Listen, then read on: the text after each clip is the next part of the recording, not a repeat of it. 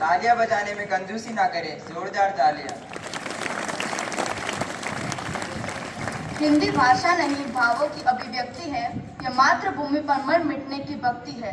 अब पिले सदन से अपने विचारों को प्रस्तुत करने आ रही हैं कक्षा 10वीं से श्रेया उपाध्याय, जो विपक्ष में अपने विचारों को प्रस्तुत करेंगी। अंधकार है वहाँ जहाँ आदित्य नहीं, मुर्दा है ये भारत देश अगर यहाँ हिंदी साहित्य नहीं।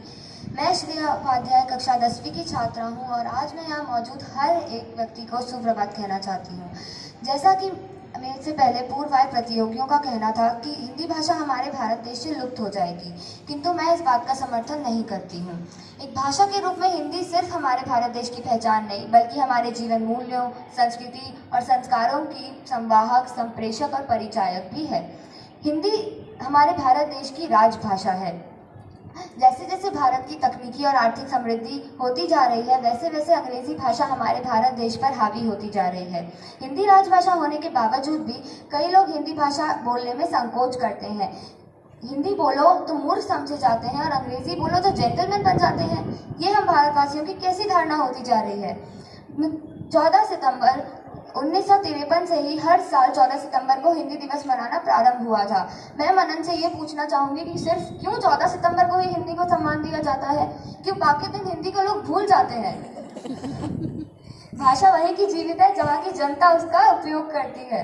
और मेरा ये कहना है कि हम भारत देश की वार्तालाप के लिए सबसे उत्तम माध्यम अगर कुछ है तो वो हिंदी ही है। हिंदी हमारे मन की भाषा, हिंदी हमारे प्रेम की भाषा, हिंदी हमारी राजभाषा। और राजभाषा विभाग के हिंदी भाषा के प्रचलन के योगदान में पूर्व राष्ट्रपति श्री रामनाथ कोविंद ने सराहना की है। राजभाषा विभाग ने हिंदी भाषा के प्रचलन के लिए लीला मोबाइल ऐप का निर्माण कर हर एक व्यक्ति को हिंदी सीखने का ऑनलाइन माध्यम पहुंचाया है और राजभाषा विभाग के इस योगदान की मैं सराहना करती हूं। अंत में मैं यही कहना चाहूँगी कि मेरी बातों का मद्देनजर रखते हुए हिंदी भाषा हमारे भारत देश से विलुप्त नहीं होगी, बल्कि वह हमारे भारत देश की विकास और एकता का कारण बनेगी और हमें ऊंची ऊंचाइयों तक लेकर जाएगी। धन्यवाद। धन्यवाद श्रेया, आपने बहुत अच्छी तरह से अपने भावनाओं को व्यक्त किया। अब अपने विचार पक्ष में प्रस्तुत करने आ रहे हैं नीले सदन से अनिल चौधरी, कक्षा 9वीं से।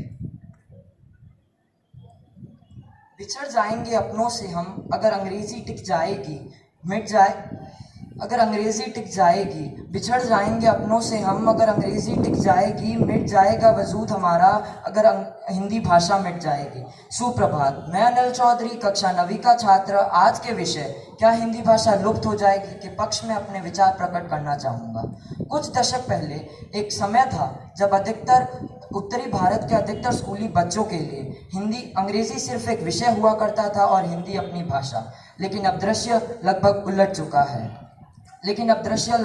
चुका है। अधिकतर स्कूली बच्चों के लिए अब हिंदी एक विषय बन चुका है और अंग्रेजी भाषा।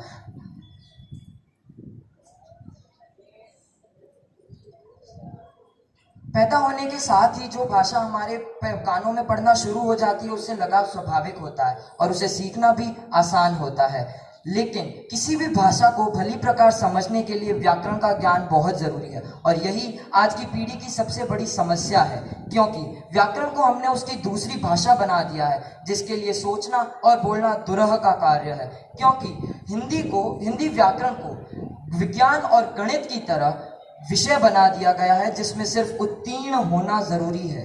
हमारे राजस्थान का ही हाल देख लो, जब दो मित्रगण आपस में वार्तालाप करते हैं तो वो हिंदी में बात करते हैं, लेकिन जब वह किसी अनजान व्यक्ति से मिलते हैं, खासकर लड़कियां, तो अंग्रेजी में बात करते हैं। वह कहते हैं व्हाट इज योर नेम, परंतु वह यह नहीं कहेंगे आपका नाम क्या है। क्यों? हिंदी बोलने में लज्जा आती है आपको? अंग्रेजी बोलने वालों, कृपया ये सोचो कि तुम भारतवासी हो, तुम अंग्रेज नहीं हो, न तुम अरबी हो, न तुम चीनी हो, तुम हिंदुस्तानी हो। अगर हम अपनी भाषा नहीं बोलेंगे तो कौन बोलेगा?